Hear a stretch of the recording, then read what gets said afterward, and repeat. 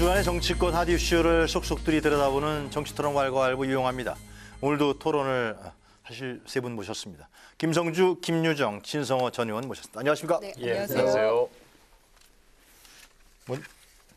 오늘부터 정기국회가 시작됐죠, 그죠? 예. 정세균 의장도 오늘 정기국회에서 여야 또 협치도 강조하고 또 국민이 굉장히 불안해한다. 그러니까 그 불안을 해소하는 국회가 됐으면 좋겠다 그렇게 얘기를 했어요. 예. 어떻게 이번 정기국회는 어떻게 보십니까? 또 문재인 정부 출범하고 난 뒤에 첫 번째 정기국회니까 그러네요. 예. 가장 중요한 건 뭐 내년도 예산안을 심의 의결하는 게 있을 거고 또 여러 가지 그 개혁 입법 과제들이 좀 있지 않겠습니까? 네, 그런 부분들에 대해서도 활발하게 국회 내에서 토론이 좀 이루어져서 정말 새로운 대한민국으로 가는 그 첫 해 길들을 여야 협치를 통해서 열었으면 그런 바람입니다. 개혁 입법까지는 지금 뭐 검찰 개혁 문제, 그죠? 공수처 설치, 예, 여러 가지 공정수사권 문제, 예. 또 뭐 세제 개편안 상당히 많죠, 그죠? 예. 그런 부분들이 어떻게 아무튼 뭐냐 여야가 지난 대선 과정 중에서 네. 국민들 다수가 공감하고 지지하는 거에 대한 공통 공약들부터 먼저 입법화가 이루어졌으면 좋겠고요. 네. 또 사회적인 그 쟁점이 있는 그 사안에 대해서도 충분한 토론을 국회가 좀 대행했으면 좋겠습니다. 근데 저는 오늘 정세균 원장의 그 연설을 굉장히 주목하고 싶은데 그래요? 일단 야당의 입장에서 볼 때는 나름대로 굉장히 중립적인 말씀을 하신 것 같습니다. 그러니까 앵커가 말씀하셨듯이 불안감에 대해서 네 가지를 이야기했습니다.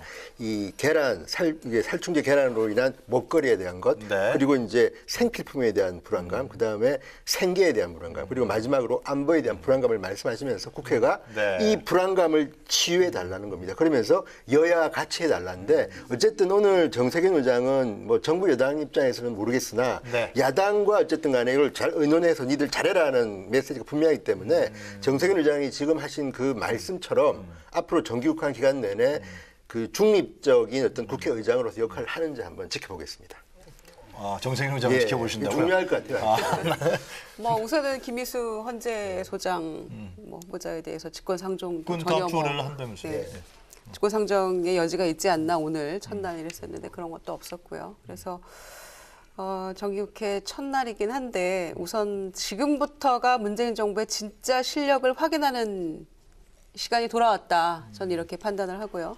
여태까지는 어떤 의미에서는 취임하고 5월 10일 날 취임하고 나서 그 전 정부에서 모자랐던 그런 부분, 부족했던 부분, 그리고 이 박근혜 정부에 실망했던 국민들의 마음을 다독이는 그런 기간이었다고 생각한다면 그래서 많은 부분 감성에 호소했고 탈권위적인 행태를 보였다면 진짜 소위 말하는 진짜 이제 싸움은 지금부터 시작인 거라고 생각하고요. 그리고 준비되었다고 늘 얘기해 오던 것들 그리고 잘할 수 있다라고 말했던 그런 부분들, 정책, 예산 모든 면에서 이제 진짜로 좀 실력을 보여줘야 될 시점이 돌아왔다 이렇게 보여지고요. 그런 점에서 여태껏과는 조금 다른 양상으로 저는 갈 수도 있다 이렇게 봅니다. 어떻게 될 것 같아요? 정기국회에서 다 각 당이 다 정비를 했잖아요. 홍준표, 안철수 다 해왔고. 다당제 구조하에 첫 정기국회니까요. 네. 녹록지 않다고 생각합니다. 저는.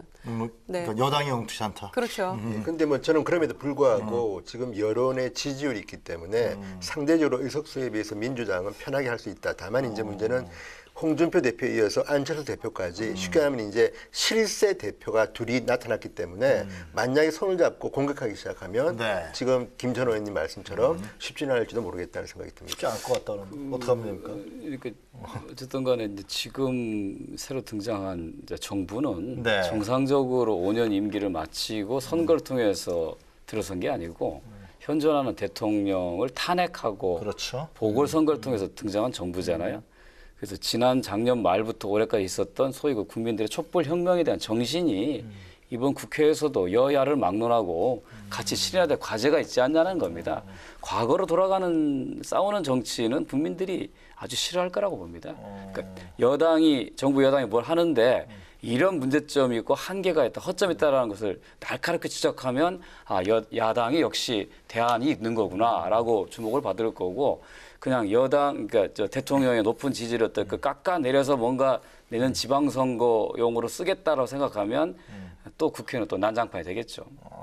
그 난장판 되면은 입법안 개혁 입법 통과 안 되잖아요. 제일 손해 보는 건 정부 여당이죠. 그래서 여야정 협의체도 뭐 이번에 정무석이 다시 그렇습니다. 한번 저희도 얘기한 야당을 거고. 뭐 얼마 전까지 경험해봤습니다만 네. 계속 싸우면 야당이 부각되는 것 같지만 그것도 일시적인 거고 여당이 사실 더 많이 손해 보는 거고 그리고 결국은 같이 다 국민들로부터 지지와 신뢰도 근데 있는 이제 거죠. 미디어적인 측면에서는 저는 좀 다르게 봅니다. 뭐냐면 지금 문재인 대통령의 인기가 좋은 이유 중에 하나는 지금 국민들은 문재인 대통령이 가장 강력한 권력자임에도 불구하고 하나의 그 비판자로 봅니다. 왜? 지금 우리 김 전 의원님 말씀처럼 적폐청산이라는 이슈가 있고 박근혜 전 대통령이 지금 구치소에 있습니다. 그러다 보니까 지금 정부는 과거의 잘못이나 비리를 자꾸만 이야기함으로써 마치 지금의 정권이 저 권력자가 아니라 권력을 비판하는 세력으로 이제 착각할 정도 이거는 묘한 지금 스탠스가 있습니다. 그렇기 때문에 박수를 받는 것인데 이게 이제 국정감사가 들어가고 하게 되면 명확하게 국민들이 이제 선을 긋게 됩니다. 아, 지금 비판받는 것은 권력을 가진 정부 여당이고 야당은 비판하는 입장이 됩니다. 그렇기 때문에 지금하고는 조금 그 갈등의 구조가 달라지지 않나. 그러면 이게 사실은 정상적인 겁니다. 여당과 정부는 본인이 권력을 휘두르는 대신에 그게 책임을 져야 됩니다. 그런 면에서 저는 이번 정기국회가 저는 물론 여당도 잘하길 바랍니다. 왜냐하면 지금 말씀처럼 우리가 싸움만 하는 게 아니라 정부 여당이 잘한다는 말은 국민들이 편안해진다는 말입니다. 그렇지만 반대로 못할 때는 가차없이 야당이 비판해야 되는 거니까 그것은 제가 볼 때는 지금 문재인 정부의 콘텐츠나 얼마나 잘하느냐에 따른 것이지 지금 우리가 예단하기는 이르다. 한번 지켜본다. 뭐 정기국회가 녹록치는 않을 것 같아요, 그죠? 하여튼 원래 뭐 정치는 시끄러운 거잖아요. 아, 그래요? 또 그 국회라는 데가 여러 다양한 견해와 이해를 대변하고 그렇게 말로 시끄럽게 싸움으로써 세상을 좀 평화롭게 만드는 게 정치와 국회 역할 아닙니까? 그게 바로 대의 정치죠. 아, 알겠습니다. 그러니까 또 그 대변자들이 국회에서 요란한 목소리를 내면 굳이 길거리에서 머리띠 메고 주먹 휘두를 일이 없지 않습니까? 그런 면에서 여당은 뭐 상임위별로 TF팀 구성해갖고 하여튼간에 예. 만반의 준비를 하고 있다 그러는데요. 저희들이 하여튼 요 관련된 주제를 또 두 가지 준비했습니다. 근데 김유정 의원님 얼굴이 굉장히 편해지셨습니다. 일주일 저요? 동안. 왜, 네. 무슨 일이 있었습니까? 아니요, 저 이제 굉장히 얼굴이 뭐 전에하고 완전 달라진 것 같아요. 그렇지는 않고요. 예. 8월 27일 날 이제 저희 새 지도부가 탄생을 했잖아요. 네. 안철수 대표 체제로 출범을 이제 하게 됐는데 네. 엊그제 수요일 날 이제 새 뭐 당직 개편도 있었고요. 그래서 네. 뭐 연임해달라는 말씀도 있으셨습니다만 네. 제가 조금 재충전을 하기 위해서 대변인직을 내려놓고 나니까 세상이 달리 보이기 시작했습니다. 축하드립니다. 푹 주무셨습니까? 그럼? 예, 조금 잠도 자고요. 사실은 대변인이라는 게 저희 당원들이나 또 국민의당을 지지하는 국민들께서 보실 때는 참 시원하게 한다 이렇게 말씀하실 수도 있지만 개인적으로는 이게 말에 업을 쌓는 거잖아요. 그래서 뭐 늘 마음이 편한 것도 아닌 그런 상황이었는데 뭐 이 자리를 빌어서 제가 전화기 꺼뒀던 거 안철수 대표님 죄송합니다. 아, 그래? 아, 전화가 왔었어요? 전화에 다시 또 해달라고? 예, 그럼 제가 문자로는 죄송합니다. 뭐 이렇게 보내드렸습니다만은 전화 못 받았던 거에 대해서 죄송합니다. 대변인 말고 뭐 다른 당직을 제안하지 않겠어요? 우리 일단은 조금 김정은님을 하여튼간에 비워야 또 채울 수 있기 때문에 조금 휴식이 필요한 것 같습니다. 김성준께서는 대변인 그만둔 걸 축하한다 하셨고 네. 진성 전 의원도 축하하신.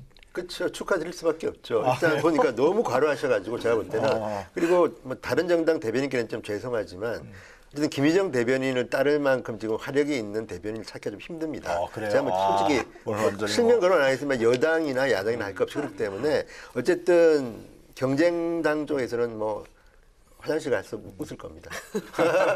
민주당에서 스카우트 해가시죠. 다행이네요. 우리 김유정 대변인이 잠시 쉬신다니까. 아니, 민주당에서 스카우트 가셔야죠. 어떻게 좀 생각이 좀 있으시면. 네, 무슨 말씀이신지. 알겠습니다. 예. 자, 오늘 두 가지 주제 저희가 준비했는데요. 첫 번째 토론 주제 화면으로 먼저 만나보도록 하겠습니다. 내년 지방선거에서 기필코 승리하겠습니다. 반드시 이기겠습니다.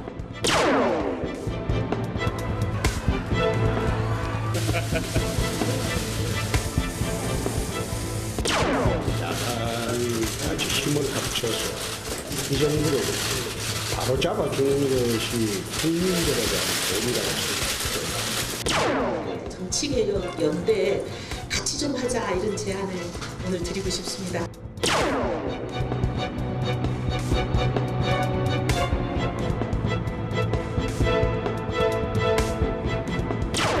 이것은 적폐연대를 하자는 것인데 이런 국민 민심을 정면으로 반하는 잘못된 선택이 될 것입니다. 또한 그 정치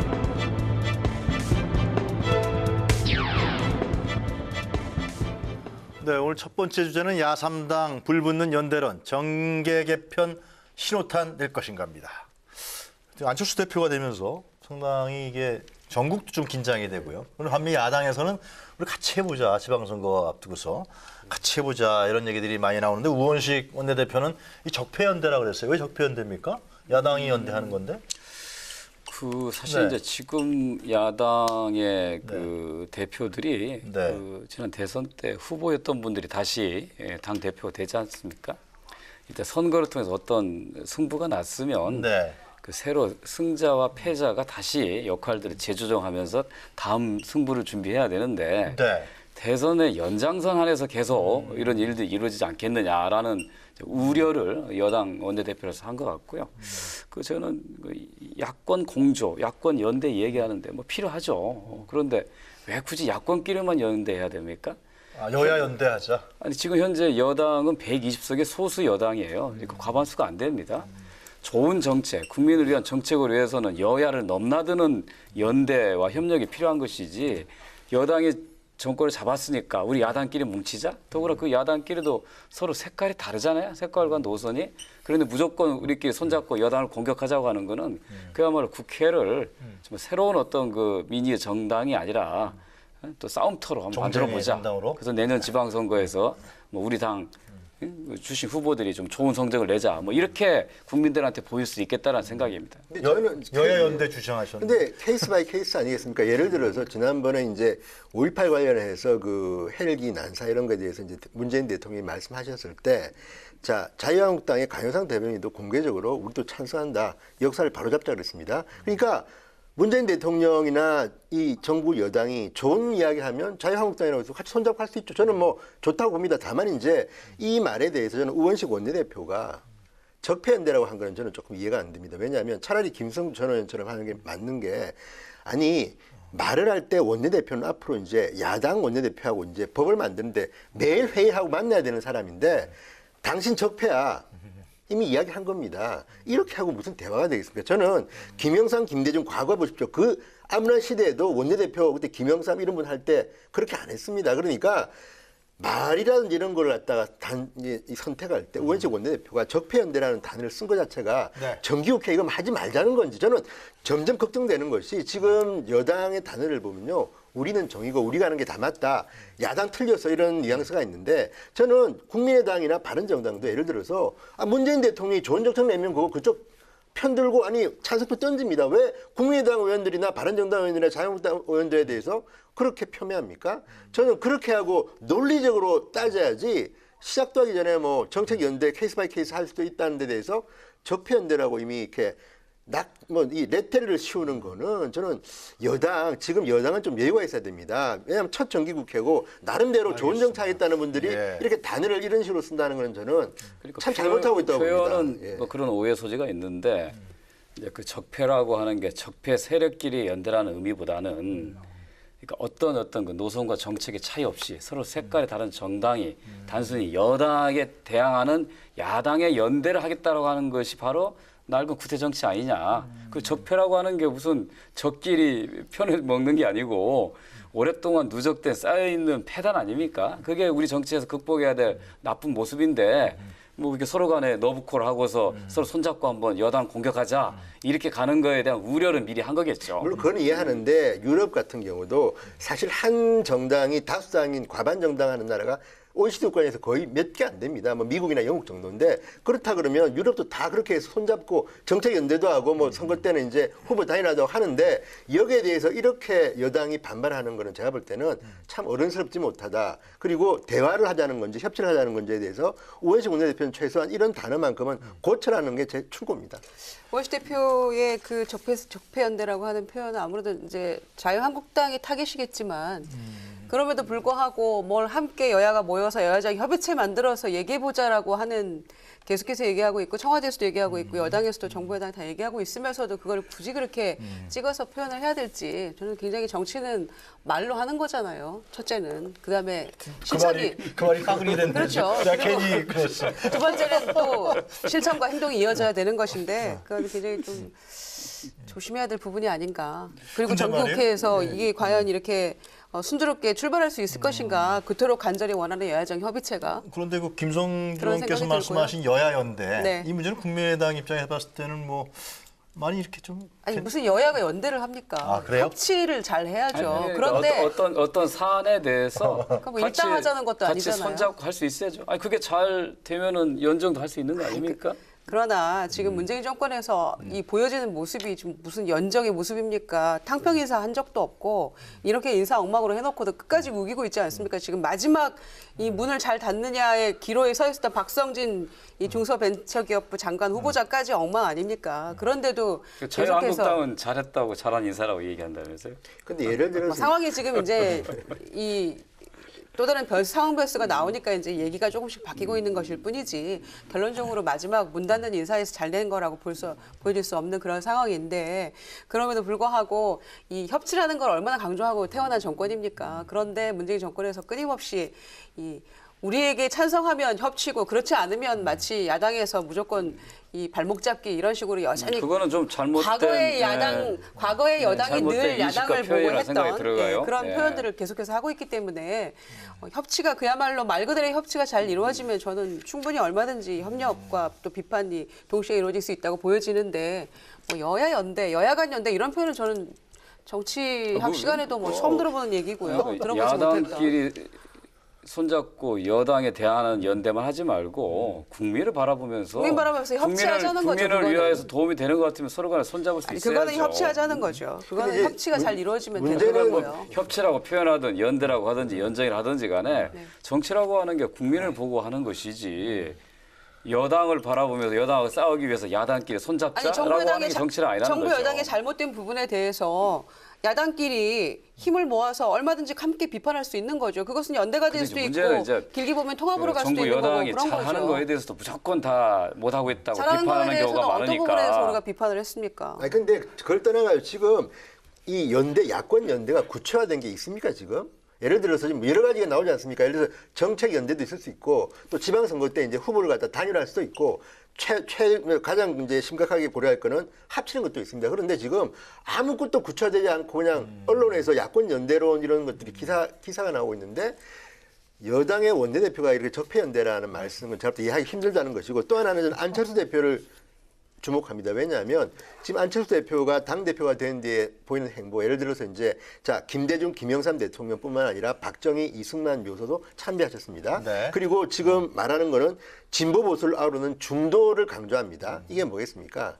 지금 현재 민주당하고는 칼날을 좀 다르게 하겠다. 우리는 우리의 길을 가겠다는 걸 저는 암시하는 걸 보고요. 또 하나 이제 동서고금을 막론하고 이렇게 한번 선거에서 크게 패하고 나면 그 다음에 당이 일어서는 길 중에 하나는 국민들이 말하는 제3의 길을 찾는 겁니다. 그 전에 우리 당에 가야 했던 칼날을 일부를 포기하고 가는 건데 저는 어차피 안철수 후보는 지금 대표는 지금 그런 길을 가고 있는 걸로 보이고 홍준표 대표도 원래 본인 생각이 있었겠지만 지금 하는 행동 특히 박근혜 전 대통령의 출당을 공개적으로 이야기하는 걸 보면 나름대로 홍준표 대표도 국민을 따라서 당 색깔을 바꿀 수밖에 없는 지금 뭐 외다른 골목까지 온 겁니다. 지금 제가 볼 때는. 그렇다면 이분들이 국민의 뜻을 외면하면서 연대전 할 거라고 보지 않습니다. 다만 문제는 지금 정기국회에서 지금 예산안 나와 있고 뭐 등등 나와 있지만 자 여당이 얼마나 세련되게 국민의 뜻을 반영한 정책 법안들을 내놓느냐고 그게 야당이 볼 때 이게 문제가 많다고 하면 같이 손잡고 비판하는 거고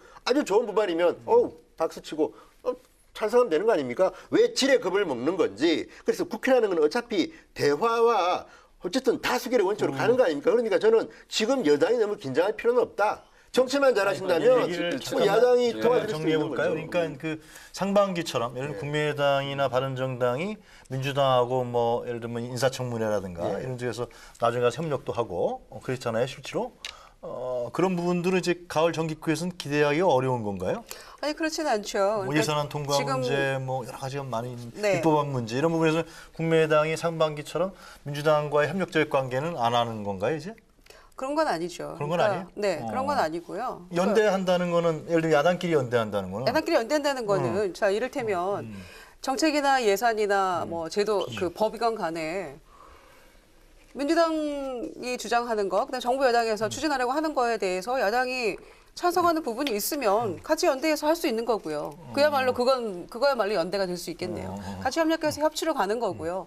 그러나 불가피하게 이건 안 된다라고 비판하는 것, 또 수정해서 가야 되는 그런 부분에 대해서는 만약에 바른정당, 자유한국당이 국민의당과 뜻을 함께 한다면 케이스 바이 케이스로 저는 함께 할 수 있다는 거죠. 케이스 바이 케이스? 그렇죠. 그런 의미에서의 어떤 정책 연대도 될 수 있을 것이고요. 또 사안별로 뭐 정치 현안별로 또 그 협력이나 연대가 될 수 있을 거라고 정책 생각하는 연대는 거죠. 거기서 지금 김 의원님 말씀하신 대로 좀 상당한 몇 걸음 더 나간 거 아닌가요? 지금 이미 정책 뭐 연대는. 원전 TF를 포함해서 시작 단계에 이르는 나가고 거죠. 있죠. 네. 그러니까 120석의 과반을 넘지 못하는 여당을 이끌고 있는 우원식 대표 입장에서는 초기의 경험, 그 소위 우원식의 눈물로 알려진 추경안은 올려주지도 않고 정부 조직법은 심의도 안 하는 이 답답함들이 트라우마처럼 남아있는 거 아닙니까? 네. 정기 국회를 앞두고 그래서 겁이 나는 거죠.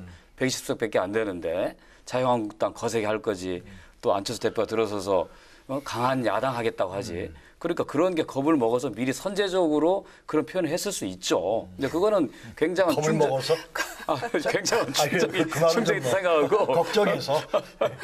아니 그걸 겁나는 일이죠. 책임자는 서서 그걸 걱정 이상의 겁도 저는 먹을 수 있는 일이다 이렇게 생각을 해요. 아무리 3당이 반대하면 아무것도 못하니까. 그렇습니까? 그래서 이제 이게 이제 뭐 연대 얘기가 다시 또 무슨 뭐 정계 개편 이런 여러 가지 뭐 그냥 상상 속의 시나리오가 있는데 저는 좋습니다. 뭐 야당과 어떤 사안에 대해서 뜻을 같이 할 수도 있고 또 야당끼리 같이 할 수 있는데 무엇을 갖고 연대하냐 이것을 놓고 국민들이 판단할 거라 봅니다. 그러니까 저는 제가 생각했을 때는 각 정당들이 지난 선거에서 국민들이 선택해 줬잖아요. 각 정당이 의석을 줬잖아요.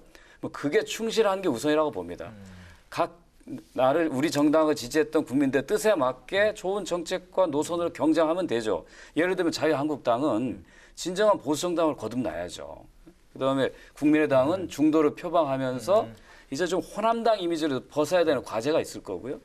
바른정당은 새로운 보수의 기치를 내건 것만큼 말과 실천으로 보여줘야 한다고 봅니다. 또 정의당은 진보정당의 그 가능성을 보여주는 이런 걸 그 정기국회를 통해서 해주면 되는 건데 그런 거를 하기 전에 그리고 먼저 옆으로 눈을 돌리는 거예요. 우리가 부족하니까 옆당하고 손들어 잡아볼까?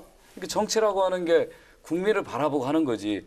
위에 쳐다보니까 대통령이 지금 잘하고 있고 그런데 여당은 120밖에 안 되니까 야당끼리 뭉치면 우리가 쥐고 흔들겠다. 이런 생각을 가지고 옆으로 눈 돌리지 말고 반대로 얘기하면 국민들을 보면서 국민들을 보고 정치하라는 얘기죠. 그러니까 그게 지금 그 말씀이 저는 참 이해가 안 되는 게 국민을 보고 정치한다는 말은 맞고요. 이상적으로 맞는 말입니다. 틀린 말은 아닙니다. 그런데 문제는 그 국민이 누구냐는 건데 지금 문재인 대통령은 41%의 득표로 대통령이 되셨습니다. 그 대통령입니다. 단독으로. 반면에 지금 대한민국 국회는 국민들이 말씀하신 것처럼 뽑아주셨습니다. 제가 알기는 비례대표 그 투표는 국민의당이 2등하지 않았습니까? 네. 그 당시에 국민들의 선택은 민주당이 아니었습니다. 그 당시 뭐냐면 120석이 안 좋아라는 겁니다. 그리고 지금 그렇다면 여당이긴 하지만 민주당이 그러면 우리가 어떻게 그럼 문재인 정부를 도와주느냐? 120석을 가지고 다른 정당을 설득하고 부탁도 하고 업소도 하고 해야지 협박을 통해서 저는 된다고 보지는 않습니다. 왜냐? 지금의 여야 구조라는 거는 과거에는 다수당조차도 과반 정당조차도 야당을 설득 못해가지고 법안 통과 하나 못 시키는데 지금은 120석이면 그 120석에 맞게 전략을 짜야 되는데 지금 민주당의 모습은 박지원 의원이 말했습니까? 마치 180석 의석을 가진 정당처럼 행동하고 있다. 저는 이래서는 안 된다고 봅니다. 정말 국민을 바라보고 정치한다면 120석에 맞게 더 30석 더 갖추기 위해서 노력해야 되고 또 국회 선진화법 때문에 3분의 2 가까이 협조가 필요한 거 아닙니까? 그렇다 그러면 더 몸을 엎드려야 되는데 지금 하는 여당 의원들의 행동은 좀 야당 의원처럼 지금 행동하는 것 같습니다. 제가 볼 때는 걱정스럽고 정말 국민을 보고 한다면 저는 지금 아니 김대중 대통령한테 한번 보십시오. 의석수가 적어가지고 다른 정당 의원들 빼오기도 하고 그때 어마어마한 뭐 업소와 그 노력 빼온 게 아니라 꽂았. 뭐 어쨌든 빼오긴 했죠. 그 어쨌든 간에 뭐 여러 가지 노력을 했는데 지금 그런 과거의 그 의회주의자들의 노력을 보면 물론 그게 뭐 현실적으로 보면 뭐 비판한 목도 있지만 그래도 다 뭔가를 하기 위해서 한 거 아닙니까? 그런데 지금 민주당이 과연 그렇게 야당 의원들을 만나서 뭐 개인적으로 업소한다든지 설득하려고 있는지 좀 궁금하고요. 이런 식으로 저는 국회 협치는 쉽지 않다고 봅니다. 아까 옆으로 눈 돌린다 이런 말씀하셨는데요. 말씀이 없으시니 김 의원님. 보니까 아직 어쩌지도 않았는데 지레 겁먹었다 이 말씀 맞는 것 같아요. 뭐 대표가 이렇게 조금 너무 앞서 나가지 않으셨나 적폐연대 이런 말씀은. 네, 그런데 안철수 대표가 이제 전당대회 전에 한 얘기가 벼랑 끝에 서 있는 사람한테 지금 연애하자고 하는 거다. 뭐 바른정당하고 연대나 뭐 정책연대건 어떤 연대건 이렇게 물었을 때 그런 얘기를 했어요. 그리고 지금 국민의당이 여전히 지금 지지율은 맨 바닥을 달리고 있잖아요. 그래서 우선은 당이 좀 몸을 추스려야 그 다음 단계로 나갈 수 있는 그런 상황이기 때문에 현재는? 당이 좀 신뢰를 회복하고 저희가 지금 아직도 엉망이죠. 그리고 이제 안철수 대표 출범한 지 이제 일주일이 채 지나지 않았기 때문에 당의 지지율과 신뢰와 이런 것들을 좀 회복하고 당을 좀 정상적으로 이제 꾸려가는 그런 게 우선 과제다. 이런 얘기를 하고 있어요. 그렇게 되면은 네. 국민의당은 바른정당하고 정책연대든 뭐 내년에 지방선거에 선거연대든 이런 부분들을 적극적으로 모색하려고 하는 거 아니에요? 그건 선거연대는 너무 그건 아직 모르고 정책연대 같은 시기상조인 경우는 것 같고 뭐 이번 정기국회 때 예. 상당히 적극적으로 모색하고 있는 건 사실 아닌가요? 정책연대까지는 뭐 어디 보니까 의원들 의견을 묻기도 했던데요. 상당 네. 부분 그거는 매우 긍정적으로 글쎄 좀 보고 말이에요. 있는 예. 것 같아서 얼마든지 예산이나 정책이나 법 뭐 지금 그 국정과제 100대 국정과제 연관된 그런 법이 굉장히 많잖아요. 그래서 40% 이상이 아마 지금 이 법 개정이나 재정과 연관된 그런 과제들이기 때문에 아마 그런 부분에 있어서는 얼마든지 저는 연대 가능하다고 보여지는데 한국당하고는 각 당의 어때요? 형편이 어떤지는 모르겠어요. 한국당하고는 3당 연대는 어떻게 보세요? 근데 저는 일단 그거는 불가능한 일이죠. 불가능해요? 네. 자유한국당과 저는 예. 국민의당이 뭐 정책연대는 모르겠으나 선거연대는 하기 힘들다고 보는 이유는 이념이나 생각이 너무 다르기 때문입니다. 이념이 생각 다른 정책연대는 어떻게 해요? 정책연대 가능하죠. 왜냐하면 아니요? 아니 국민의당하고 지금 제가 볼 때는 자유한국당이 지난 대선 때 후보들이 했던 공약을 보면요, 네. 같이 할 거 많습니다. 아, 그래요? 그럼요. 지금은 보수나 진보에 따라 관계없이 어쨌든 정책들이 비슷하게 많이 나오고 또 하나는 아까 그 잠시 언급하셨지만 헤러드 경제가 국민의당 국회의원 전수조사 그건 했습니다. 했어요. 맞아요. 39명 중에서 21명이 바른정당과는 선거연대 통합까지도 가능하다고 답했습니다. 통합까지요? 그렇죠. 초선의 70%가량이 찬성했습니다. 그게 뭐겠습니까? 지금 저는 자유한국당은 좀 잘 모르겠고요. 바른정당과 국민의당 의원들 간에는 공감하는 부분이 좀 많은 것 같습니다. 근데 물론 뭐 근본적으로 들어가면 통합까지는 힘들겠으나 지금 내놓는 아이디어들을 보면 비슷한 게 많기 때문에 정책연대는 가능하고 자유한국당도 예컨대 문재인 정부를 비판하면서 손잡을 정책연대할 확률은 많습니다. 그런데 문제는 이제 실질적으로 그러면 선거연대 정도 들어가려면 어떤 일이 벌어지느냐. 저는 지금 바른정당이나 자유한국당 중에서도 좀 나뉘더라고요. 언론 보도에 따르면 영남 쪽 의원들은 자유한국당하고의 선거연대를 원하는 분들이 많고 수도권에 가면 아무래도 국민의당하고 바른정당은 연대하면 좋을 것이다. 왜? 2명 내가지고 떨어지더니 만약에 바른정당과 국민의당이 한 명으로 후보단이라 하면요. 예. 자유한국당과 민주당과 경쟁할 만합니다. 사실 수도권은. 그러니까 이런 아이디어가 나오는 건데 이것도 지금 아이디어고 그런데요. 그때 가보면 또 그런데 모르죠. 지금 바른정당이 세 그룹이라면서요. 한 지붕 세 가족이라고. 그러니까요. 그렇죠. 또 이혜훈 대표가 최근에 언론 보도에 따르면은 하여튼간에 그렇죠. 그 여러 가지 좀 금품 문제 예. 이런 부분이 또 해갖고 바른정당도 굉장히 복잡한 것 같아요 아주. 근데 과연 그런 부분들 연대 그러니까 부분이 저는 이제 정당 내부 여러 가지 문제점들 또 정당과 정당과의 뭐 차이 또 뭐 연대 뭐 협력 이런 것들을 따지기 전에 무엇을 가지고 손을 잡냐는 거예요. 지금 우리 사회에서 가장 심각한 문제가 저출산이지 않습니까? 네. 인구 절벽. 모든 정당들이 그거에 대해서 해법을 나름대로 내놨어요. 근데 그 해법 중에 하나로 문재인 정부가 아동수당 10만 원 제시했어요. 근데 그러면 이제 야당이 뭐라고 얘기하냐면 그 돈 어디서 나오냐? 이런 얘기만 하는 거거든요. 아니, 오히려 그렇지 않고 과연 아동수당 10만 원 준다고 해서 출산 제고 효과 있겠느냐를 따지고 그럼 이 액수는 늘릴 것인지 아니면 다른 지원할 것인지를 토론하는 게 국민의 대표로서의 국회의 임무 아니 아닙니까? 그게 다 국민의당의 아니, 입장이었죠. 그러니까 그런 토론들이 이루어져야지. 그런 거 가지고서 국민의당과 바른정당이 의견이 같으니까 이건 정책 연대한다고 해야지. 그런 것이 전혀 없고, 그러니까 뭘 가지고 한다는 건 모르겠어요. 중도를 가지고 하자는 건지 보수를 가지고 하자는 건지 그냥 정략적이다? 오로지 선거에 있어서의 이기기 위한 방편으로서의 연대로는 의미가 없다는 거죠. 저희가 각 정당들한테는 저희가 도움이 될지 보기에는 모르겠지만 정부 여당이 국민들한테 도움이 선거에 안 되는 이기기 위한 거죠. 그런 정책들만 쏟아놓고 있는 거예요 지금. 그게 왜 그걸 비판하기 그게 왜 위한 거죠. 선거용입니까? 아니 아니, 정권에 그러면 아니 문재인 정권에서 그러니까 내놓는 것은 심각한 선거용이 아니라는 거고 그러니까 국민의당에서 심각한 지금 청년 의원님이 실업을 해결하기 지적하신 위해서 똑같은 일자리 문제를 예산을 지난번에 지적을 늘리고 했는데 저출산 그걸 해결하기 위해서 전혀 아동수당 그런 거 늘리는 게 없다고 그게 말씀하시면 안 되는 거잖아요. 선거용입니까 그게? 아니요. 10만 원 주면 저출산 문제가 해결되느냐 이게 되겠느냐 다른 정책의 우선순위를 정해야 한다라고 얘기했던 게 국민의당의 입장이었단 말씀이죠. 그런데 그런 얘기에 대해서 논의가 전혀 없고 비판만 했다. 그거는 팩트를 잘못 말씀하시는 거죠. 근데 국민을 호도하시는 저는 발언인 김 전 거죠. 의원의 말씀에 일부 공감하지만 너무 이상적이지 않나 싶은 게 예를 들어서 각 당이 정책 공조라든지 무슨 당 공조라는 거는 무슨 저출산 대책에 대해서 당이 무슨 공조하고 하는 경우는 드뭅니다. 예를 들어서 지금 바른정당과 국민의당이 공조한 케이스를 보면 예를 들어서 주식의 고수인 이유정 헌법재판관 후보자 지명 철회에 대해서는 두 당이 손잡고 철회시키라고 그랬습니다. 오늘 자진 사퇴했죠. 제가 봐도 네. 어떻게 1년 반 만에 3억에서 15억까지 정말 주식의 달인인데 왜 이런 분이 굳이 헌법재판관을 가려는지 모르겠고 이런 부분은 공조하고 또 하나는 원자력 발전 정책에 대해서는 두 당이 손을 잡았습니다. 뭐 이런 케이스는 저는 하지만 어떻게 사실 저출산 대책은 워낙 중요하고 이게 일반적으로 국회의원들이 하는 일인데 이런 것 가지고 케이스 바이 케이스로 전부 다 정당끼리 이건 우리 손잡고 하고 저거는 네가 손잡고 저는 그건 아니라고 보고요. 구체적으로 중에 정치의 큰 본질 측면에서 보면 그런 문제를 가지고 논쟁하고 협력하고 연대하는 게 맞다는 거죠. 제가, 그러니까 원자력 정책 제가, 같은 거는 제가 다른 나라 공조인 거 예를 아닙니까? 하나 좀 들어보면 네. 핀란드가 핀란드. 2차 대전 후에 예. 소련과의 전쟁으로 해서 많은 사람들이 죽었어요. 네. 그러니까 여성들이 일자리로 나갈 수밖에 없어요. 그럼 어떻게 여성들이 일자 나가려면 아이를 누군가를 맡아줘야 돼. 그래서 국가가 대규모 타가 사업을 벌입니다.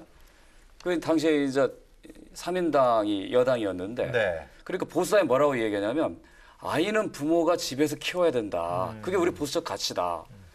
그러면 타가서만 보내는 아이들만 지원할 게 아니라 집에서 아이를 키우는 경우도 지원한다고 그래서 양육수당 도입을 계속 주장합니다. 그래서 그거 여당이 3인당이 받아들여요. 그래서 양육수당과 보육 지원이 동시에 들어가는 거거든요. 이게 바로 야당의 역할이라는 거죠. 그러니까 여당이 어떤 한 가지 생각을 가지고 추진할 때 그것에 가지고 있는 허점을 지적함으로써 보완해 주는 것. 그래서 결국은 좋은 사회를 만든다는 게 모든 정치하는 사람들의 정당의 목적인데 예를 들어서 뭘 한다고 하면 그거 가지고 효과가 있냐라고 따지면서 이게 더 좋다고 하는 대안을 제시해야지 수준 높은 토론이 되는 거 아닙니까? 그건 안 하고 재원만 없. 그러니까 재원 가장 없잖아. 심각한 문제를 가지고서 정책적인 토론과 연대를 하는 게 맞다. 그런 게 저희 생각입니다. 그게 뭐, 과거에 그거는 원인이 한나라당이나 있을 수 이 새누리당이 많이 했던 이야기입니다. 그게 대안을 내놓고 비판해라. 근데 그런데 저는 대안에 대한 얘기를 듣지를 민주당이 못해요. 과거에 했던 게 바로 그런 건데 그런 면에서는 저는 뭐 그런 태도는 좋으나 어쨌든 구체적으로 보면 상당히 그 민주당도 너무 이렇게 폐쇄적인 듯한 그런 태도는 버려라. 뭐 그런 예, 친구. 그러니까 의원님 말씀도 충분히 일리 있고 그렇게 생각하실 수 있겠지만 정권에서 추진하는 모든 일에 대해서 무오류인 것처럼 지고지선인 것처럼 한 그런 태도는 지양하시는 그렇지, 게 맞다는 그렇지 거죠. 않습니다. 예, 왜냐하면 저는 허점이 있다고 봐요. 오류도 있고. 아니 그러니까요. 예. 그런데 지금 말씀은 야당이 분명히 비판할 부분에 대해서 비판하고 그래서 그걸 위해서 함께 연대하는 부분을 마치 정권의 무조건적인 반대를 위해서 뭔가 힘을 합치는 것처럼 그런 모습으로 비춰지는 그런 말씀을 계속해서 하고 계시기 때문에 그런 부분에 대해서는 지양하셔야 된다는 말씀이죠. 알겠습니다. 정권에서 예. 하고 있는 모든 일이 다 이게 선한 것일 수는 없거든요. 그러니까 좀 더 우리 정치가 조금 더 선진화된 정말 나라와 국민을 위한 멋있는 알겠습니다. 정치 됐으면 하겠다는 그런 바람을 가지고 하는 거지 야당이 기본적으로 정부가 잘못하고 있는 거에 대해서 비판하는 것 기본 자체가 책무죠. 무의미하다다라고 얘기하는 게 기본 아닌 겁니다. 책무인 거죠. 예. 알겠습니다. 김정은님 대변인 그만두시니까 훨씬 더 적극적으로 지금 네. 토론에 임하시는 것 같아요. 네. 농담입니다. 하여튼. 예. 하여튼 연대 문제는 지금 하여튼 민주당에서는 야당끼리 연대하는 건 뭐 지금도 말씀하셨지만 좀 구체적으로 뭐 국민을 위한 연대를 해야지 정략적인 연대하면 안 되는 거야. 야당끼리 하자는 것을 구태 정치로 보는 겁니다. 아, 구태 아니 정치로. 정략적인 됐어요. 연대라는 게 어떤 겁니까? 저는 알겠습니다. 이해가 잘 안 돼서요. 그러나 또 야당 입장에 봤을 때는 뭐 여당을 견제하기 위해서 의석수가 많지 않으니까 적으니까 그런 부분을 통해서 힘을 합쳐서 여당의 문제점 있는 정책을 견제하면서 연대한다. 또 그런 것도 설득력 있지 않겠어요? 예, 하여튼간에 그런 부분들을 한번. 근데 한국당하고 국민의당은 연대가 쉬울 것 같진 않다. 지금 오늘 그러나 바른정당. 근데 이 논쟁이 참 재미있는 게 저는 이게 과거에는 민주당, 구민주당 때는 국민의당하고 우리하고 이 논쟁하고 좀 다릅니다. 뭐냐면 그때는 보수 정당이 비판을 했습니다. 왜? 늘 그 정의당이나 민노당 계열의 정당하고 민주당이 단일하기 때문에 그게 뭐냐 민주주의에서 비판했는데 지금 거꾸로 민주당이 이제 이 보수 정당을 비판하는 걸 보면 알겠습니다. 세상이 참 많이 변했구나 싶습니다. 그럼 뭐 첫 번째 주제는 이 정도 정리하고 아마 두 번째 주제에서 구체적으로 아주 구체적으로 우리가 연대냐 아니면 협치냐 이런 얘기가 나올 수 있을 것 같아요. 두 번째 준비된 주제 화면부터 보도록 하겠습니다. 이제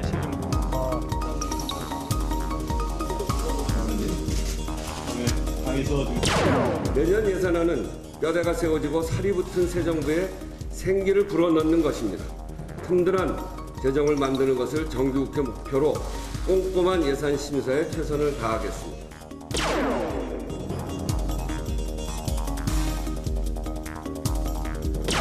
국가 예산을 전부 갈라먹자는 시대의 예산 편성은 이 정부가 지나고 난 뒤에 나머지 정부는 국가 재정이 고갈될 우려가 있습니다. 모든 문제를 세금으로만 해결하려고 하는 정부처럼 비춰져서 아주 걱정이 앞섭니다. 내년도 예산안에 대해서 철저한 분석과 비판, 대안을 우리 국민의당이 만들어야 된다고. 재원 조달 계획을 보면 이건 미션 임파서블입니다. 성장률도 세수 증가율도 너무 과도하게 낙관적으로 잡았습니다.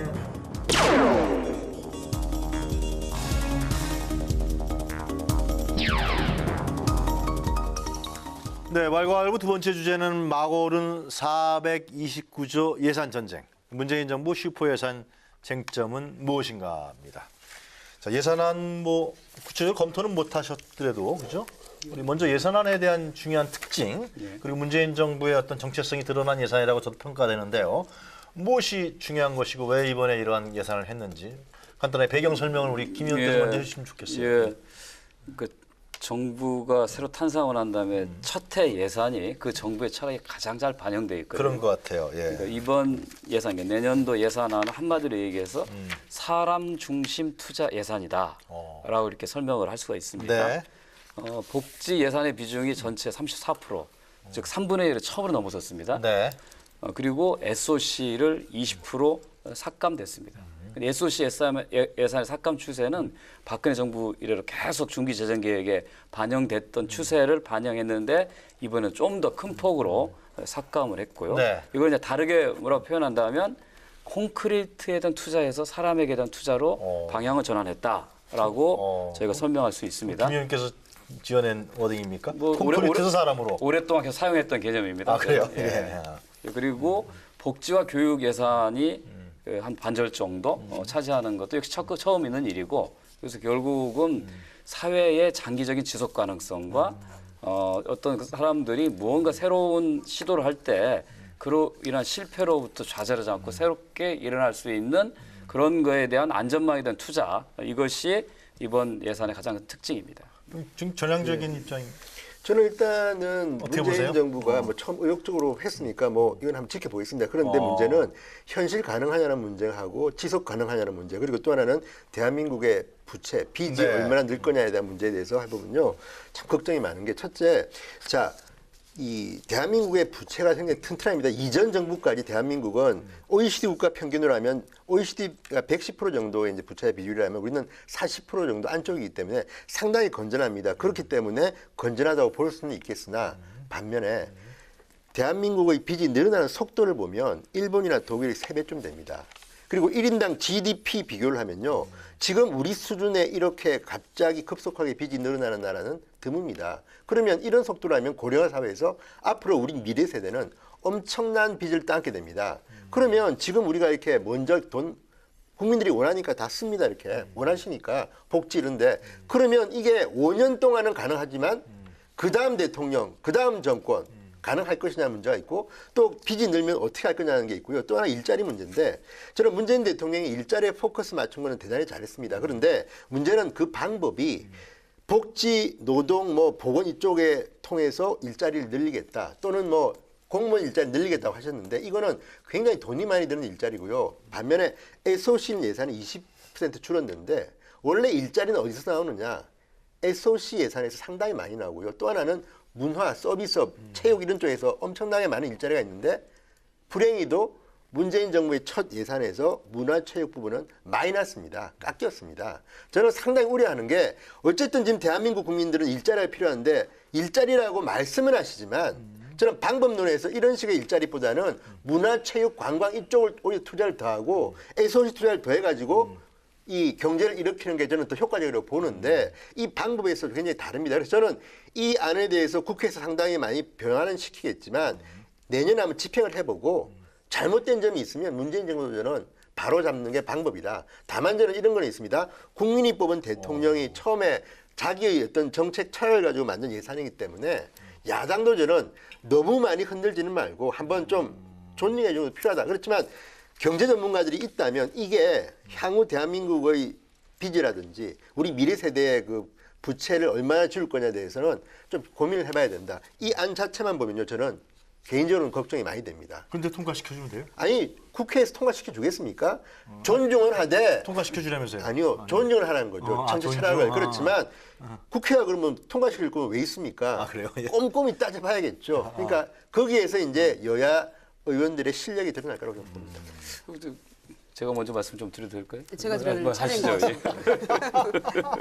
예. 이제 마음이 급해서. 복지와 일자리 예산이 굉장히 늘었고요. 3분의 1 가까이 늘었고 했는데 이제 SOC 예산 축소, 그다음에 그러니까 콘크리트 예산 줄이고 사람 중심으로 간다 이런 말씀하셨는데 좋은 말씀이죠. 전 세계가 그런 방향으로 예산 편성을 하고 있는 거는 뭐 시대의 흐름이라고 보여집니다. 그런데 이 SOC가 굉장히 낙후된 지역이 있어요. 그런데 그런 지역에까지 동일한 잣대를 가지고 지금 이거를 해서 확 줄인 거, 그게 문제라는 거죠. 저희 국민의당이 보는 입장에서는요. 아까 지현님 말씀하셨습니다만 기본적으로 일자리 창출이 아주 용이하게 이루어지는 것은 SOC 예산에서 비롯되는 거죠. 그런데 지역별로 격차가 있는 것인데 낙후된 지역에서조차 SOC 예산 완전히 삭감해버리고 동일한 잣대로 지금 그 전체 지역을 바라보는 거 이런 네. 시각은 좀 문제가 있다고 보여지고요. 특히 이제 그 일자리 창출, 복지 예산 늘리고 하는 부분들이 지방 공무원 그 숫자도 굉장히 지금 지난번 추경을 통해서도 늘리고 이렇게 한 거 아닙니까?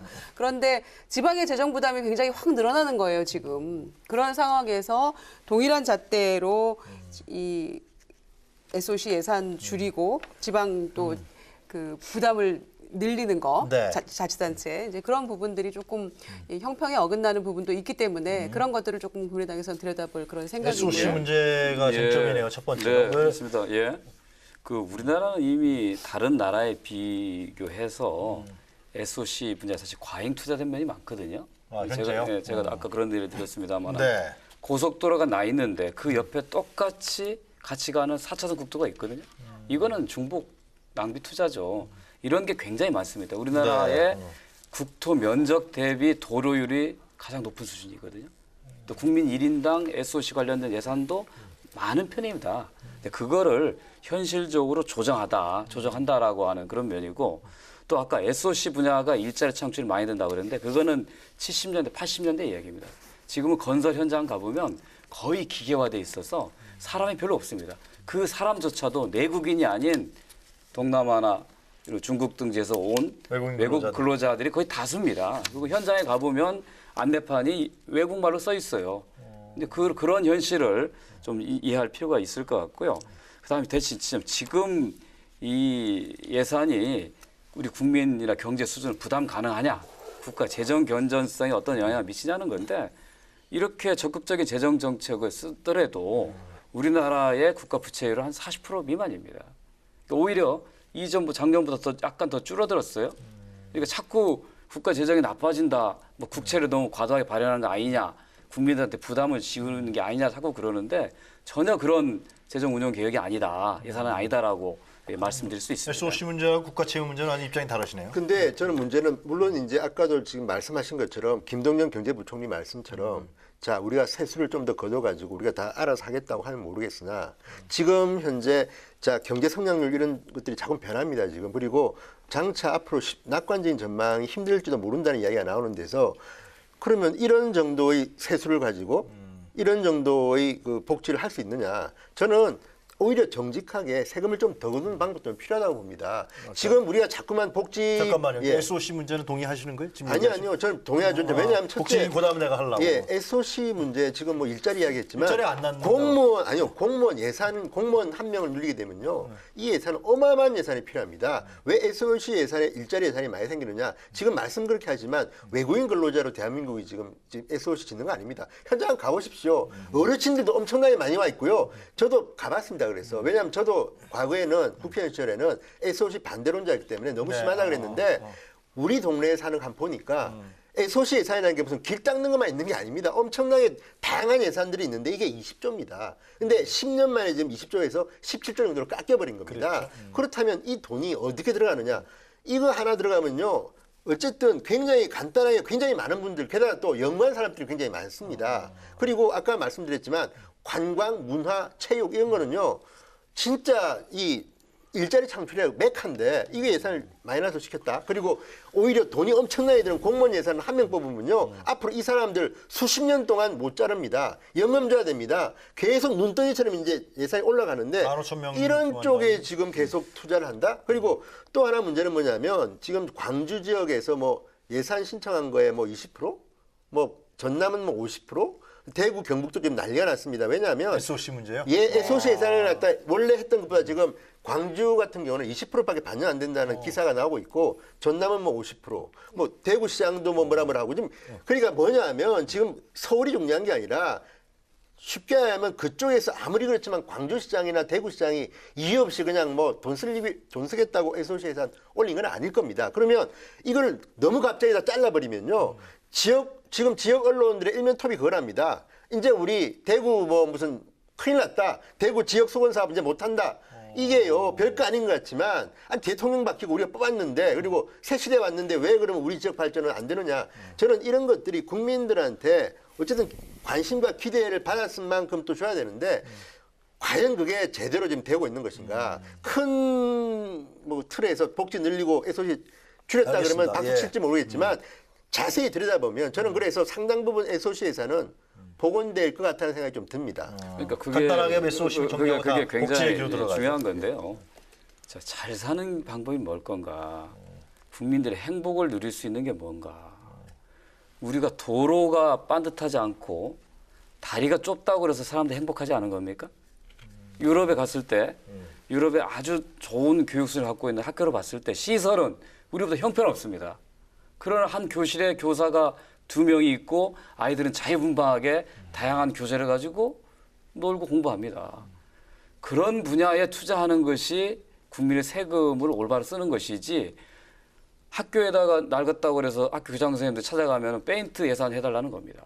페인트를 칠해준다고 해서 교육이 달라집니까? 페인트.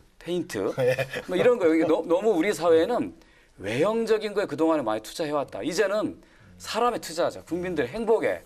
아이를 더 많이 낳을 수 있는데 아픈 환자들을 치료해 주는데 노후에 힘들었을 때 그렇게 도와주는 쪽으로 가는 게 맞다는 거예요. 지금 우리나라가 이번에 우리가 복지 예산 늘렸다고 하지만 전년도 기준으로 GDP 대비해서 복지 지출 비중이 우리가 10.4%입니다. OECD 평균 21%예요. 아직 반절밖에 안 돼요. 이거 조금 더 늘려서 가겠다고 하는데 그래봐야 3분의 1 수준입니다. 선진국에. 이걸 가지고서 이렇게 큰일 났다라고 얘기하면 그럼 언제 우리는 올바른 재정 예산 집행 방향으로 갈 거냐라는 반론을 계속 얘기하는 국제 거예요. 예산 문제 좀 얘기해 주세요. 큰일 났다는 건 아니고요. 뭐 방향은 맞는데 어떻게 할 건가라고 질문하는 거죠. 그리고 저는 이제 이명박 정권의 이 4대강 이 토목공사와 지금 이 문재인 정권의 복지 예산 늘리는 이 부분을 이렇게 파노라마처럼 이렇게 스쳐가는데요. 왜 중간은 없는가에 대한 늘 고민의 지점입니다. 그러니까 그때는 사실 4대 강공사 한다고 뭐 20조, 30조 이렇게 뭐 예산 집행하느라고 복지가 다 줄었다고 아우성이었거든요. 그래서 뭐 지자체도 그렇고 정말 여러 가지 문제 제기 많이 했었고 그때 저희도 야당으로서 많은 문제 제기하고 비판도 했었죠. 자, 그런데 이제 문재인 정권에 와서 문재인 정권에 와서 복지 예산, 일자리 예산 이게 정도고 이게 맞는 거다라고 하면서 지금 이제 SOC는 뭐 지역 간의 불균형이나 이런 아무 뭐 그 격차 생각하지 않고 무조건 동일잣대로 그냥 다 자르는 게 맞다라고 이렇게 해버리면 안 된다는 거죠. 그래서 좀 중도를 찾아서 중간에 좀 적절한 그냥 좀 과하지 않게 과유불급 아닙니까? 그래서 좀 그런 좀 중간 지대를 찾는 게 맞지 않나 저 이렇게 생각하고요. 그러니까 제가 볼 때는 김전 의원 말씀처럼 복지산 늘리는 거 반대 아무도 안 합니다. 아니 그런데 문제는 우리나라는 선진국에 비해서 세금이라든지 이런 게 워낙 적습니다. 그런데 비슷한 수준의 복지하기가 힘들고요. 또 하나는 4대강 지금 이야기 잘 하셨는데 18대 국회 때 한번 이야기하면요.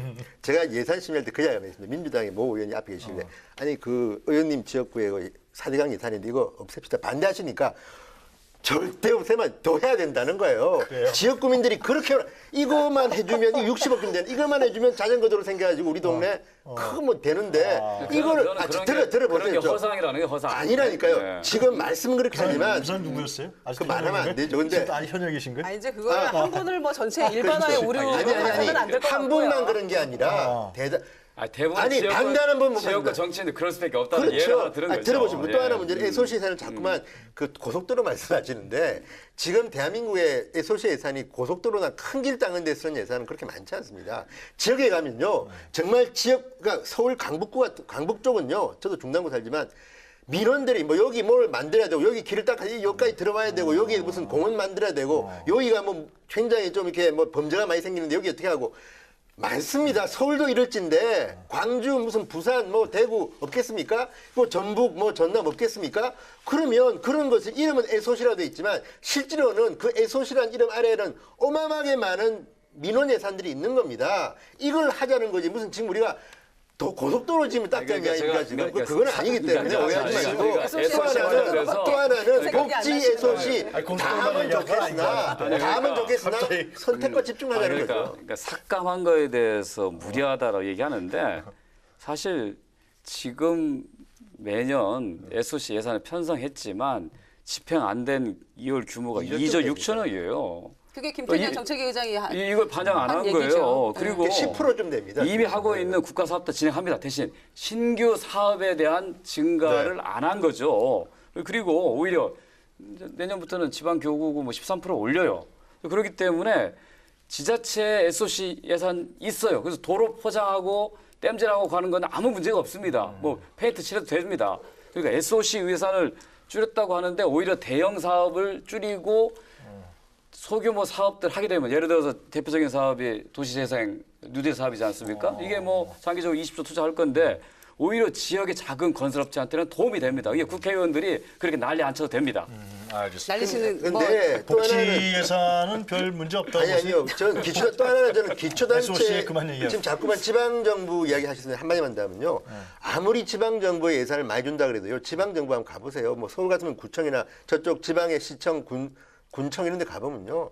지금 무상급식 예산만 하고 나면 쓸 돈이 없습니다. 제가 한번 가보십시오. 알겠습니다. 여유도 없는데 거기다 일까지 하라? 저는 이거는 특히 이 개발 덜 된 시골 경우는 중앙정부에서 돈을 줘야지 그런 식으로 우리가 좀 놀렸으니까 해라. 저는 그건 저희가 아닙니다. 누리 예산을 전혀 국고로 하기로 했기 때문에 이번에 거기 숨통이 많이 좀 트일 겁니다. 지방교부금제원에 많이 내리기로 하고. 예. 복지 예산 늘리는 것이 지방자치단체에서는 부담으로 갈 수밖에 없기 때문에 그거에 대한 부담도 걱정하지 말아라, 이렇게 중앙정부가 무조건 더 많이 얘기하는 가는 거는 쪽, 부담하는 쪽 가야 되는 거죠. 네. 그게 옳은 거죠. 국회가 이제 그 3당 대표가 이게 연설하죠 다음 주인가 그죠? 네 다음 주 예산 네, 연설하고. 대표 연설이 있죠. 그다음에 예산 심의는 이제 계속 진행하는 거고. 예. 10월달에 이제 국감 들어가고 그죠? 국감은 뭐 아직 얼마 안 됐으니까 별 뭐 문제 없다 이렇게 보시는 건가 봐요, 그죠? 문재인 정부 공격할 만한 뭐 그런 건 안 나올 것 같습니까 국감에서?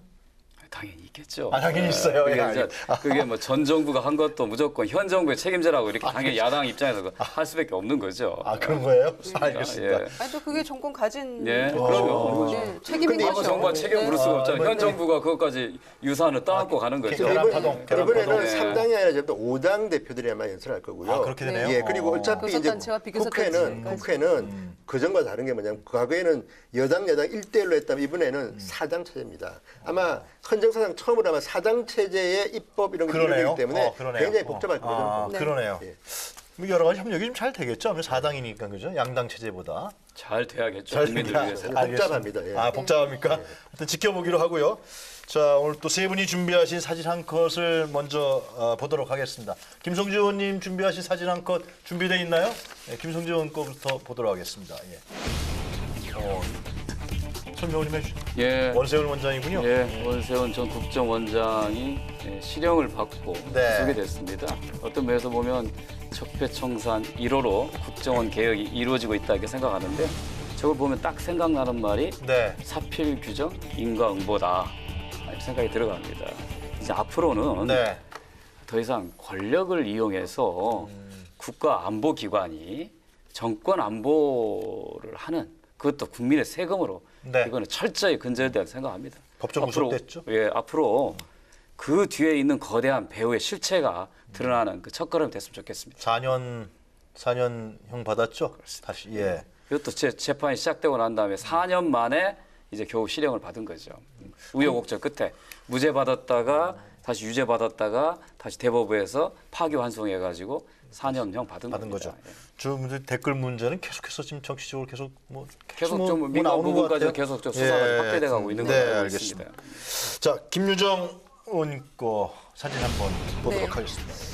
성금주 대변인이 지금 저희 19대 대선 평가 보고서를 들고 있는데요. 뭐 네. 별도로 이렇게 나와 있는 사진이 없어서 김 대변인 모습까지 함께 나왔는데 오늘 이제 그 내용을 간략하게 브리핑을 했고요. 네. 그리고 당 홈페이지에도 지금 이 내용이 다 자료실에 올라가 있어요. 모든 그래요? 국민들이 보실 수 있도록. 그래서 저는 이 전당대회 전에 이걸 공개하느냐, 누구에게 불리하다, 유리하다, 뭐 여러 가지 그 박주선 비대위원장이 뭐 오해를 사기도 하고 이랬습니다만은 공개할 것을 건의를 해서 그리고 안철수 대표 체제 하에서 모든 내용을 다 공개해서 지금 말씀드린 것처럼 홈페이지도 올라 있는데요.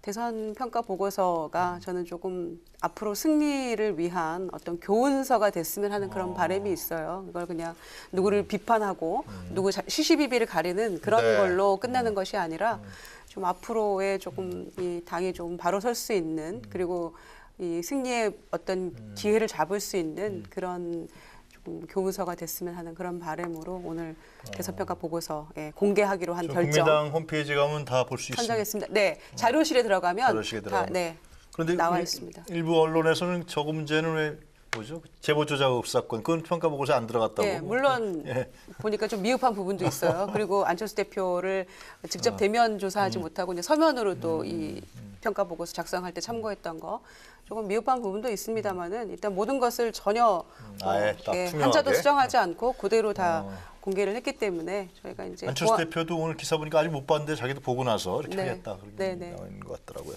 자, 진성호 전 의원. 네. 저는 이제 시선을 좀 해외로 좀 우리가 이제 너무 좁은 우문화에 있으면 항상 말고. 흥미로운 사진을 자, 저게 선택하시더라고요. 런던에 이제 선이라고 있습니다. 더 선이라는 신문인데 예. 300만 부 발행한 어마어마한 신문이고 루퍼트 모독이 소유한 신문입니다. 그런데 저게 네.